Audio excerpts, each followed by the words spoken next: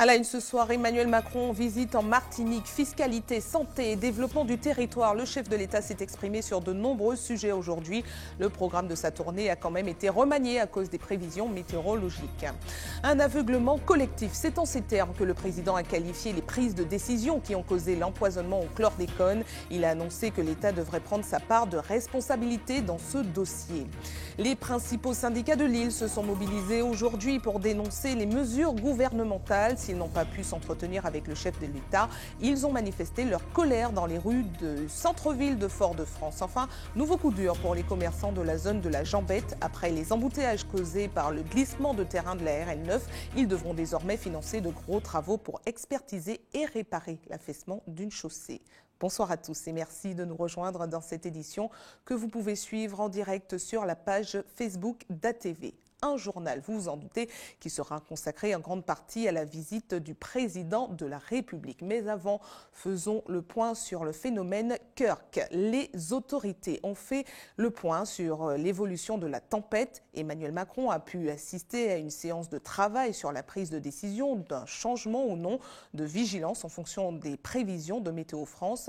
La vigilance orange est maintenue et les crèches et les écoles resteront fermées demain. Les manifestations publiques en plein air sont interdites. Notez que la tempête tropicale a passé l'arc antillais, mais pourrait encore nous affecter cette nuit avec de fortes pluies et des rafales pouvant atteindre les 100 km/h. Voyez les précisions recueillies par Sandrine Claude. Kirk est à 60 km des côtes du sud de la Martinique. Kirk va passer dans le canal de Sainte-Lucie ou très près des côtes sud de notre département en soirée et début de nuit. Donc c'est à partir de ce moment-là que les conditions vont se dégrader. On a déjà des vents qui se sont renforcés, on a déjà des pluies qui commencent également à se généraliser. Et donc dans les heures qui vont venir, pluie et vent et mer vont subir en fait une dégradation. Alors actuellement on observe des vents de 50 km/h avec des rafales à 65 km/h sur la côte atlantique. Ces vents vont se renforcer. Ce sont des vents de l'ordre de 60-80 km/h en vent moyen qu'on va observer. Donc pendant quelques heures au cours de la nuit prochaine avec des rafales qui vont atteindre 80-100 km/h et peut-être davantage encore sur les hauteurs. Les précipitations vont durer toute la nuit. Encore sûrement une bonne partie de la matinée de demain avant de s'atténuer demain. Donc ça veut dire que sur la totalité, on va avoir des cumuls qui vont être importants.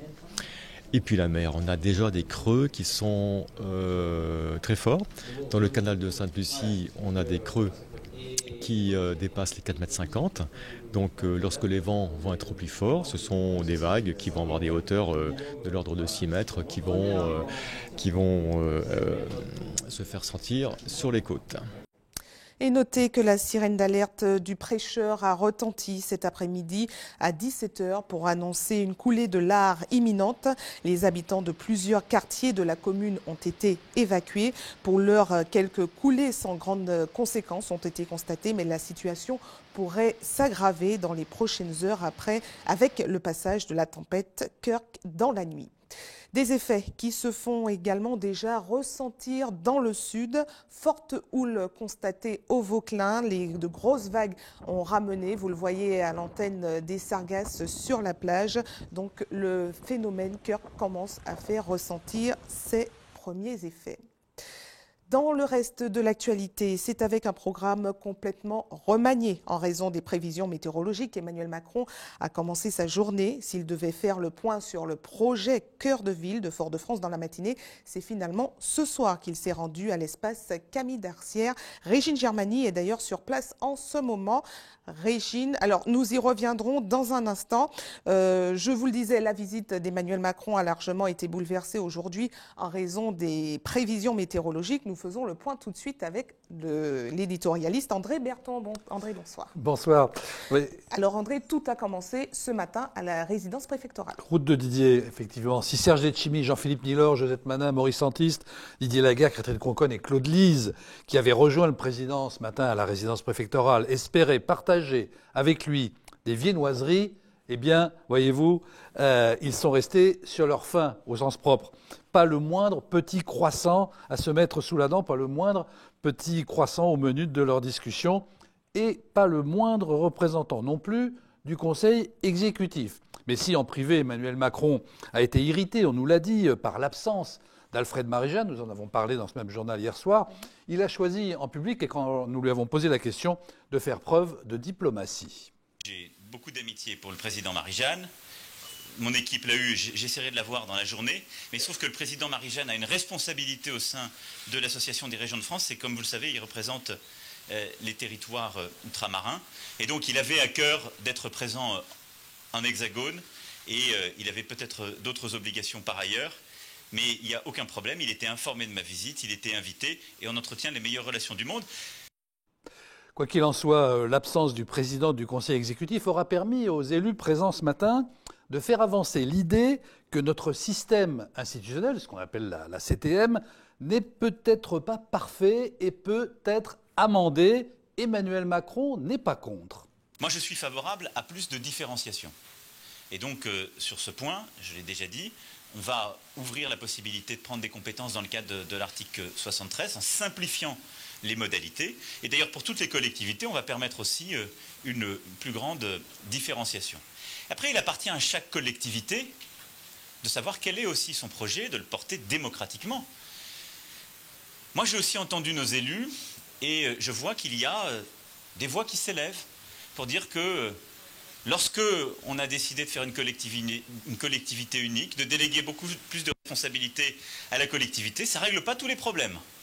Et que parfois, d'ailleurs, on a le sentiment que les contre-pouvoirs, ils existent parfois plus à Paris qu'ici. Bon, j'entends les choses. Je vais réfléchir à tout ça. Autre sujet de réflexion abordé ce matin, le développement de la silver economy, autrement dit tout ce qui peut être lié au mieux-être du troisième âge, et les anciens sont nombreux dans notre pays, un levier de développement, estime le président.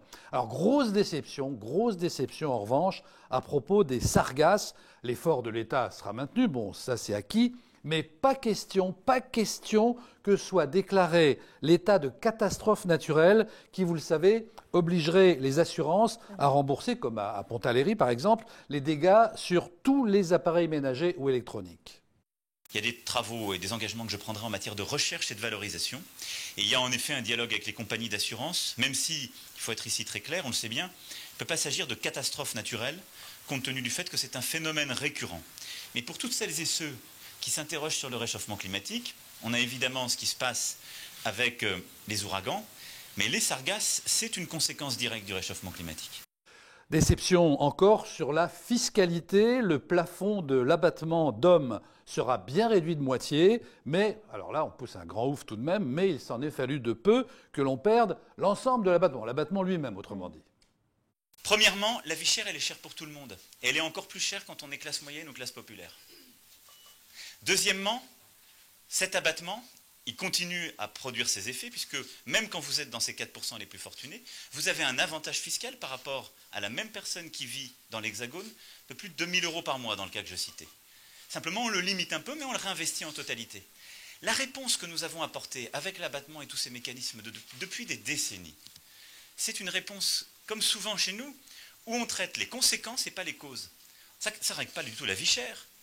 Ça rend la vie moins chère pour certains, mais pas pour le cœur de la population. Alors André, vous avez assisté à de nombreuses visites présidentielles. Est-ce que celle-ci avait quelque chose de particulier? C'est le bénéfice de l'âge. Hein. Oui, à chaque président, un style différent. En effet, souvenez-vous, vous étiez là, souvenez-vous de François Hollande, débonnaire dans les rues de Fort-de-France, de Nicolas Sarkozy au grand marché du chef-lieu, faisant goûter un nougat de chez nous, enfin ce qu'on appelle chez nous le nougat, à son épouse. Ça collait un peu aux dents, on se souvient des images. De Jacques Chirac, serrant des mains dans chaque commune traversée, sans se soucier du tout de sécurité, pas plus d'ailleurs que Giscard ou De Gaulle au milieu de la foule. Alors, à contrario, autour d'Emmanuel Macron, la sécurité est franchement impressionnante, jusqu'à interrompre le trafic, jusqu'à bloquer le TCSP. Et le changement de programme, vous l'avez dit tout à l'heure, imposé par la tempête Kirk, autrement dit plus de déambulation dans les rues de Fort-de-France et de Saint-Pierre, eh bien ce changement a semblé bien arranger son entourage, même si au passage les anciens combattants auprès desquels il devait ce matin rendre hommage aux Martiniquais morts pour la France, ont été fort maris, et c'est rien de le dire, de l'absence du président. Mais quand il parvient à s'affranchir des barrières imposées par son entourage, en invitant par exemple au dialogue, ce qui a été le cas ce matin avec quelques-uns d'entre nous, eh bien, ce président est étonnant par sa capacité à répondre sur tous les dossiers et dans les moindres détails, un côté premier de la classe qui agace ou qui séduit, c'est selon. Merci à vous, André, pour cette analyse. Et en plus de vous et de la presse en général, nos élus locaux ont assisté ce matin aux différentes annonces du président de la République à la résidence préfectorale. Ils ont pu d'ailleurs s'entretenir avec Emmanuel Macron à huis clos. Voyez les différentes réactions recueillies à l'issue de ce grand rendez-vous par Régine Germani et José Lechertier. Je suis malheureusement pour lui, je ne suis pas convaincu du tout.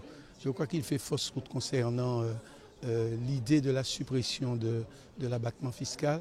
Nous prenons la question dans tous les sens et nous voyons qu'en définitive, ce sera plus négatif que positif. Et puis, qu'est-ce que c'est que cette idée de piquer dans la poche du Martiniquais pour financer des investissements, ce qu'on appelle les gros investissements. Autrement dit, l'État recule une fois de plus et il a trouvé l'astucieux moyen de pomper sur nos bourses pour réinvestir dans ses propres sujets d'investissement. Ce n'est pas normal. Disons que je n'ai pas eu toutes les réponses que j'attends. On a évoqué, j'ai particulièrement évoqué la problématique de la chlordécone, mais aussi évoqué les problématiques de développement de la Martinique, parce qu'on a un certain nombre de problèmes, mais on a aussi besoin de mettre en place de véritables filières de développement. Moi, je crois, personnellement, je crois à la filière du numérique, de la production de contenu, qu'on sorte du système où on consomme ce qui est produit ailleurs, mais qu'on produise aussi du contenu, qu'on fasse de la Martinique une terre d'excellence en matière de numérique et de l'économie et de la domotique. Ça permettra aussi de régler des problèmes d'e-santé, ça peut permettre de régler des problèmes de maintien à domicile de nos aînés en matière de domotique. Et donc on a évoqué aussi les perspectives de développement et de création de filières. Là où je suis satisfait, c'est que le président partage la nécessité d'investir massivement. J'ai plus spécialement parlé du problème institutionnel. C'est-à-dire le fait que, pour moi, il faut quand même faire évoluer la loi instituant la collectivité territoriale de Martinique. J'ai fait état de mon expérience depuis 2 ans et demi. Et il est manifeste que l'instrument demande à être amélioré pour être efficace.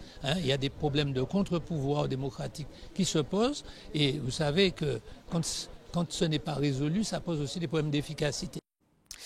Et après cette première étape à la résidence préfectorale, Emmanuel Macron s'est ensuite rendu aux Mornes Rouges. Le chef de l'État a rencontré les agriculteurs qui ont pu exposer leurs conditions de travail. Temps fort de la visite, le président a fait une annonce sur le dossier sensible de l'empoisonnement au chlordécone qui serait le résultat d'un aveuglement collectif. Explication de Céline Chalonneau. Ce fut aussi le fruit d'un aveuglement collectif. D'où il faut d'ailleurs tirer la force de se battre aujourd'hui contre des logiques analogues.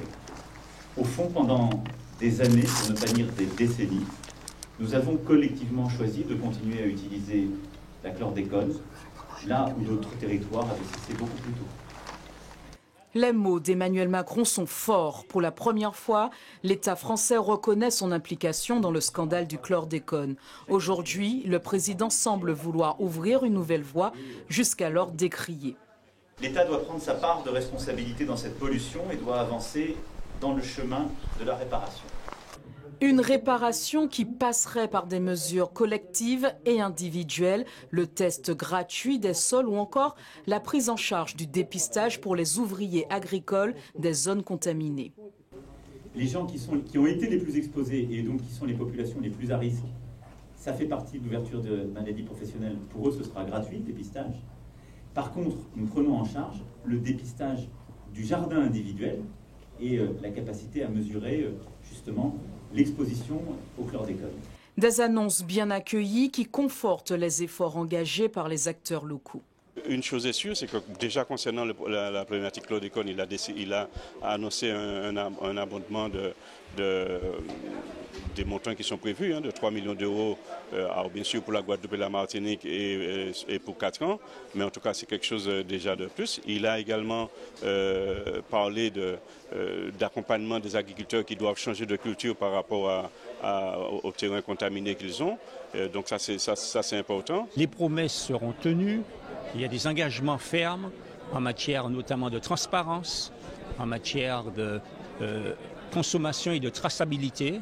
Et il est important aujourd'hui que le label zéro chlordécone que nous avons proposé est repris aujourd'hui par le président de la République, qui demande à ce que les Guadeloupéens et les Martiniquais ne puissent pas avoir dans leur assiette aujourd'hui des traces de chlordécone dans l'alimentation. Reste la question des terres. Le président semble résolu à accompagner les exploitants vers la dépollution de leur sol et l'accès à des terrains propres. Mais le défi est de taille. J'ai demandé pour être suivi et il a dit que oui, qu'il y a des terres qui ne sont pas chlordéconées, mais les jeunes agriculteurs n'ont pas de terre. Est-ce que vous croyez que j'ai 60 ans et que c'est moi qui vont donner un terrain? Je ne pense pas. Il y a un manque à gagner pour ces agriculteurs parce qu'il y a certaines productions qu'ils ne peuvent pas faire sur leur parcelle. Et de plus, quand ils produisent différemment, ils sont obligés d'avoir de la main-d'œuvre supplémentaire de sorte qu'ils sont vraiment perdants. Donc aujourd'hui, on attend justement que l'État puisse faire un geste et permettre à ces agriculteurs de se retrouver. La procédure d'ouverture du registre des maladies professionnelles sera engagée par le gouvernement dès le 2 octobre pour le régime général et le 9 octobre pour le régime agricole.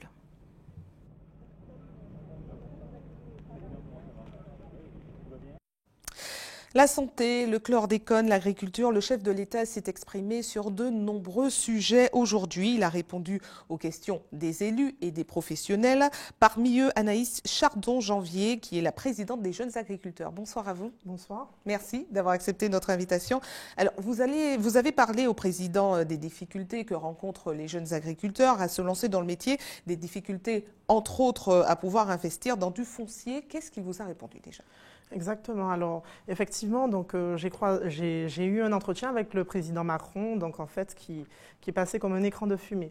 Aujourd'hui, il n'a pas répondu aux attentes des agriculteurs. Il n'a pas répondu à la souffrance des agriculteurs à la Martinique. Sur la question du foncier, par exemple. Sur la question du foncier, il m'a répondu qu'il y avait un problème de succession à la Martinique qui faisait qu'aujourd'hui les terrains étaient en indivision et que c'était la difficulté principale justement de l'accès au foncier. Mais ce n'est pas ça en fait. Concrètement, il y a une difficulté d'accès au foncier parce que les terrains ne sont pas disponibles. Ils ne sont pas disponibles parce qu'il n'y a pas de transmission en agriculture, parce que les agriculteurs en place, en âge de partir à la retraite, ne peuvent pas partir parce que, concrètement, la retraite n'est pas suffisamment incitative. Alors, qu'est-ce que le président pourrait faire pour vous ?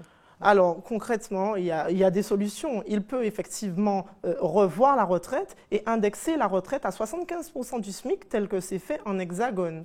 Parce qu'il faut rappeler quand même en Martinique qu'il y a certains agriculteurs qui perçoivent moins de 100 € de pension de retraite par mois. Et c'est tout simplement inacceptable. Alors, autre point que vous avez évoqué avec le président et dont nous avons parlé d'ailleurs hier soir avec Félix Gloriane, qui est le secrétaire général de la FDSEA, c'est la vulnérabilité des agriculteurs face au cyclone. Beaucoup trop de temps avant d'être indemnisés. Qu'est-ce qu'il vous a répondu ? Alors, il a balayé le sujet très rapidement. Hein, il s'est surtout axé autour de la chlordécone, en fait. Hein. Donc, il était venu pour un sujet bien précis et il a complètement éludé cette partie. Enfin, me concernant, je ne me suis pas entretenue avec lui sur ce sujet. Je me suis entretenue avec lui en tant que présidente des jeunes agriculteurs sur la transmission en agriculture et les difficultés liées à l'installation en agriculture. Alors, moi, j'étais contente de voir que M. Boutrin était présent parce que c'est vrai qu'on n'a pas d'écoute de la part de l'autorité de gestion qui aujourd'hui ignore complètement les agriculteurs. Nous sommes en difficulté, nous avons des aléas climatiques qui sont récurrents, nous n'arrivons pas à installer nos jeunes parce qu'il y a une morosité dans le secteur agricole. Et aujourd'hui, j'ai interpellé M. Boutrin sur le fait que le programme de développement rural a tardé à se mettre en place ici en Martinique. Et il vous a répondu quoi? Il y a des mesures qui sont mises en place? Alors oui, il a répondu que oui, les mesures sont mises en place localement. Mais bon, tout ça, ce n'est qu'un écran de fumée, encore une fois. Je lui ai rappelé qu'il y aurait du dégagement d'office par rapport aux fonds européens qui sont là et qui s'arrêtent en 2020.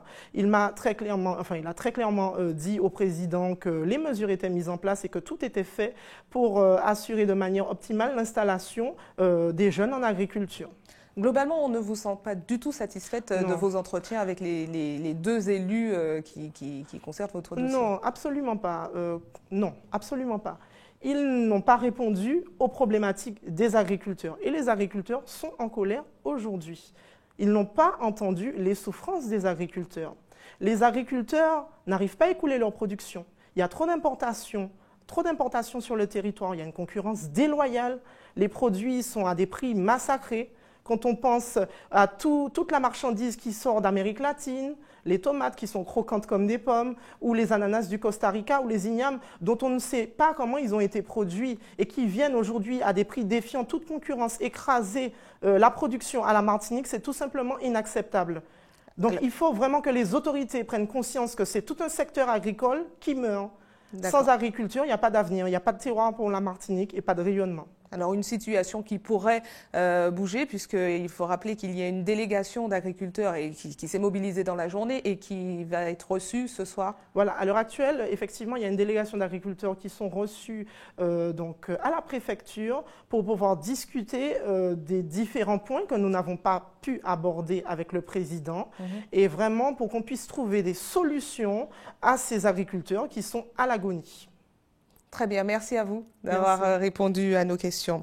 Justement, en parlant des mobilisations, notez qu'une grande mobilisation a eu lieu aujourd'hui dans le centre-ville pour dénoncer les mesures du gouvernement en matière de fiscalité, d'éducation ou encore de santé. Syndicats et associations ont donc manifesté d'une même voix pour dire non à la politique Macron. Voyez ces réactions recueillies par Sandrine Claude. Je ne pense pas que Monsieur le Président vienne ici, c'est pour parler le français et puis après laisser tout le monde dans la merde. Il y a très choses très importantes à régler. Il faut les gens rester en place pour trouver Monsieur le Président, pour dire ce qu'il y a. Il ne faut pas derrière, oui on a besoin de voir Monsieur le Président. Quand le Monsieur le Président est arrivé, personne ne laisse pas pouvoir pour parler. Il faut laisser les gens de s'exprimer aussi. Nous ne sommes pas des bêtes, des animaux. Je viens parce que pour tous les handicapés, les retraités, parce que c'est difficile de travailler toute sa vie et puis de se retrouver avec un petit peu d'argent. Et en plus, on est mal soigné, on est mal entouré administrativement. Ici, ça va très très mal. Parce qu'en France, on nous fait croire qu'on a tous nos droits ici et puis arrivé ici, nous sommes coincés, on ne peut plus rien faire. Il y a trois problèmes Martinique. Premièrement, l'hôpital qui a fermé des structures, pas ni médecin Martinique, alors qu'il a dit que Martinique c'est le premier département qui a plus vieux.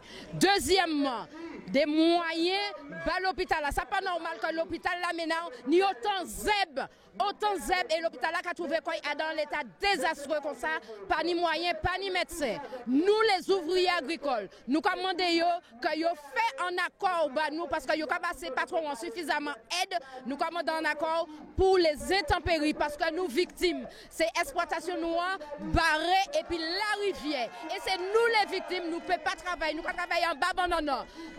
En disant de l'eau. Nous n'avons pas besoin de l'argent de l'État. Nous avons besoin de produire pour avoir notre propre richesse. Produire de la richesse dans le pays, ce n'est pas de l'argent de l'État qu'on a besoin. Hein.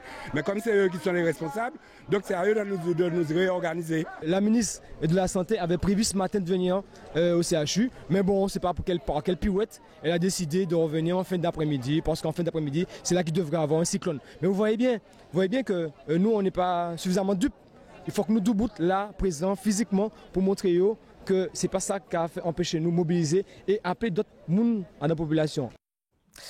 Notez que la ministre de la Santé, Agnès Buzyn, a rencontré les syndicats hospitaliers ce soir dès 18 h. La santé est d'ailleurs un sujet sur lequel le président Emmanuel Macron est revenu face à la presse ce matin. Il a annoncé une enveloppe de 40 millions d'euros pour l'hôpital public. Voyez un extrait de sa déclaration. Nous allons réinvestir sur l'hôpital massivement pour qu'il puisse retrouver la santé financière que nous lui devons. Mais j'attends aussi que nous construisions une vraie stratégie d'excellence entre la Guadeloupe et la Martinique pour faire de la Caraïbe française un vrai pôle d'excellence sanitaire pour nos concitoyens, mais aussi pour toute la région. Et qu'on sorte d'une logique dans laquelle on s'est peut-être trop installé ces dernières années ou ces dernières décennies, qui est la concurrence réciproque. Et qui est l'idée de dire, on peut avoir un CHU de toute dernière génération, et en Guadeloupe et en Martinique, avec la totalité des équipements et des spécialités. On va réinvestir pour qu'ils soient pleinement opérationnels, mais il faut qu'on ait une stratégie plus large entre Guadeloupe et Martinique. C'est une réalité que nous devons construire ensemble.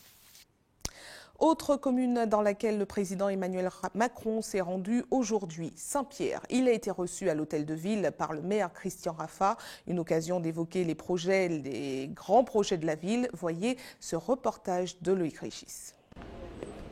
Une arrivée sous la pluie pour Emmanuel Macron, mais une poignée de main chaleureuse avec Christian Raffa. Dans la mairie, il rencontre les élus de la commune, quelques maires de la côte Caraïbe, Henri Romana, Ralph Monplaisir, Jean-Claude Écanville et Lucien Salibert. Ils partagent une volonté de développement du Nord avec Christian Raffa. Ce dernier se félicite de la visite du président, mais compte aussi sur les partenaires locaux. C'est de la Martinique que doit partir la volonté politique, les projets, la parole, et l'État nous accompagne. Mais là, j'ai l'impression que c'est on met un petit peu la charrue avant des bœufs, c'est-à-dire que l'État est à nos côtés de façon très puissante, déjà, avec le sous-préfet et le préfet qui nous ont permis de reconquérir le label Ville d'Arrêt d'Histoire. Maintenant, à nous de transformer l'essai avec les politiques locaux, avec tous les maires du Nord-Caraïbe qui étaient là avec moi aujourd'hui. Nous avons beaucoup apprécié ce regard qui est porté par le national sur cette région qui souffre. Au profit des nombreuses familles démunies qui n'arrivent pas à joindre les deux bouts et parfois... Lutter contre l'exode des jeunes, créer de l'activité, agriculture, numérique et silver economy sont les secteurs que le président souhaite développer pour ce territoire. Il faut informer nos jeunes aujourd'hui des filières qui se développent, des emplois qui se créent, des formations qui se créent ici en Martinique pour justement, d'abord qu'on enraye le dépeuplement, mais surtout qu'on construise l'avenir tous ensemble. On s'en donne les moyens. Sur les 3 années à venir, c'est 2 milliards, un peu plus de 2 milliards 100 millions d'euros qu'on va investir sur toutes ces filières. Et ce soir, on sera avec toutes les filières justement des assises pour la Martinique, avec les élus, pour porter tout cela. Mais moi, je compte sur vous, il faut regarder devant. Et ici, on est dans une ville sublime, qui a un passé formidable, qui a vécu des drames, mais où la nostalgie va construire l'avenir. Un avenir que la commune souhaite bâtir sur son passé. Saint-Pierre veut faire de son label Ville d'Arrêt d'Histoire un atout économique.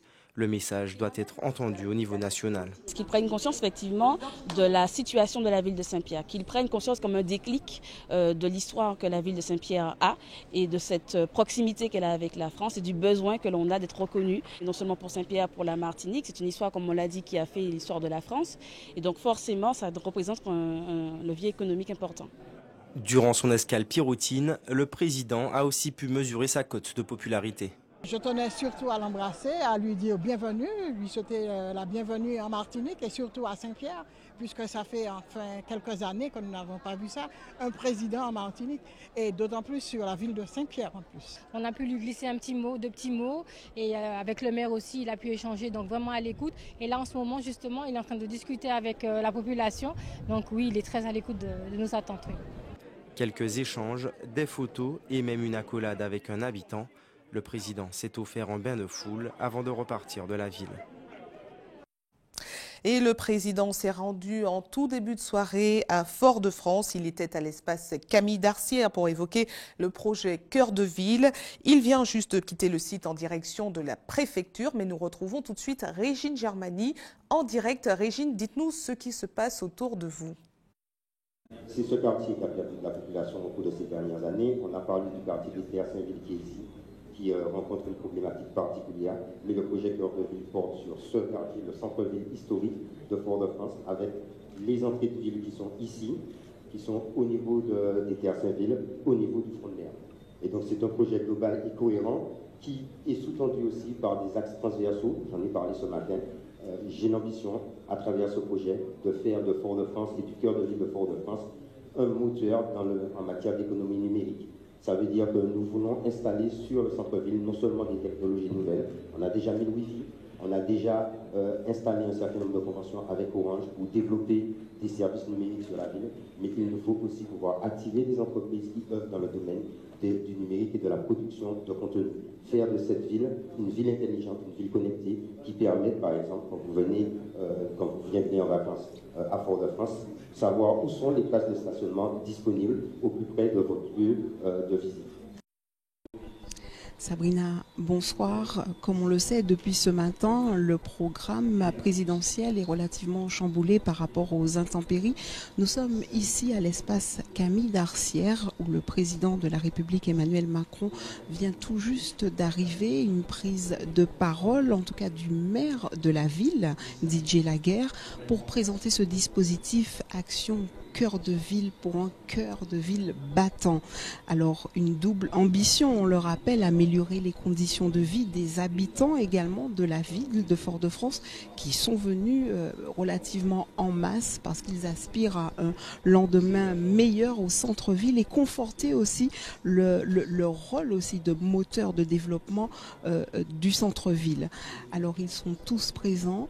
Pour l'instant, un relais de parole au niveau des représentants. Donc on a parlé du maire de la ville de Fort-de-France, Didier Laguerre. Il y a aussi le président de la CCI. Il y a aussi Madame Landy qui représente aussi le patrimoine de cette ville. Inciter également les acteurs du logement, du commerce aussi présents pour ce déplacement d'Emmanuel Macron.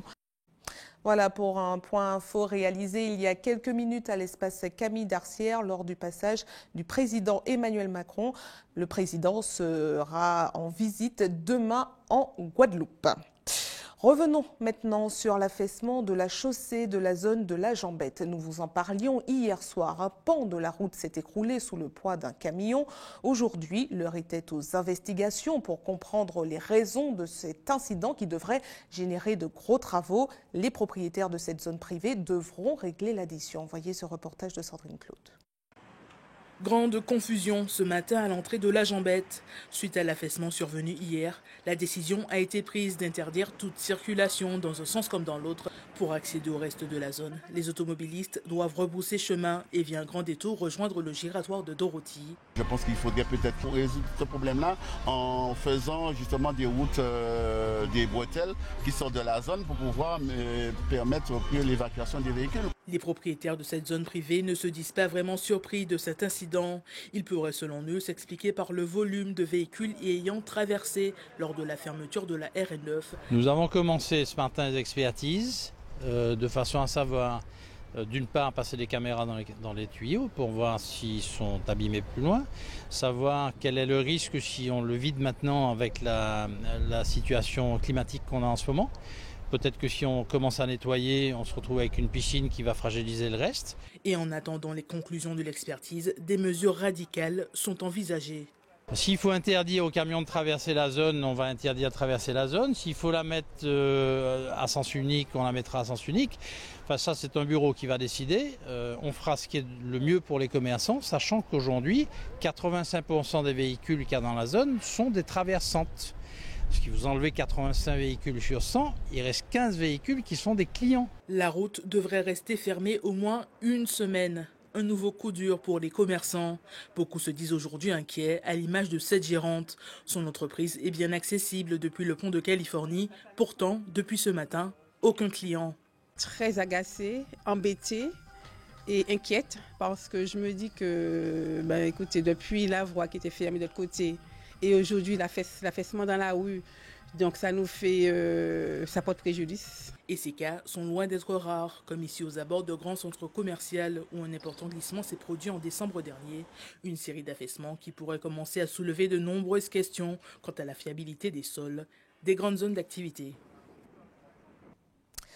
Information pratique avant de refermer cette édition à l'attention de ceux qui souhaitent faire un don de sang demain. Notez qu'une collecte sera réalisée de 13h à 18h sur le parking de la Grande Récré et Bureau Vallée à Cocotte-du-Cos. Enfin, une équipe sera également à votre disposition de 9h à 16h à la Maison du Don, derrière le CHU Pierre Zobda Kidman au quartier Laménard à Fort-de-France. Et c'est la fin de cette édition. Avant de vous quitter, je vous rappelle les principaux titres développés ce soir.